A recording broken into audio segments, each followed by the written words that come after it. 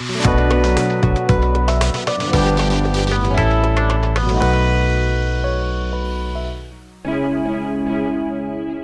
you struggling with uploading videos to YouTube in iPhone? Frustrated by those pesky error messages that seem to pop up out of nowhere? Don't worry, you're not alone. But we're here to help you resolve those YouTube upload error. Go to Settings. Scroll down to the YouTube option.